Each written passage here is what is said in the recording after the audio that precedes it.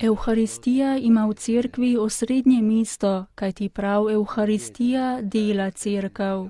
Tako je papež Frančišek danes med avdienco spomnil okoli 80 udeležencev plenarnega zasedanja Papeškega odbora za mednarodne evharistične kongrese. Le to je te dni potekalo v Vatikanu in je bilo namenjeno pripravam na prihodnji evharistični kongres, ki bo januarja 2016 na Filipinih.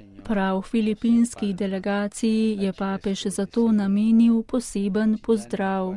Drugi vatikanski koncil je ponovil besede svetega Avguština, da je Evharistija sakrament dobrotljivosti, znamenje edinosti, vez ljubezni.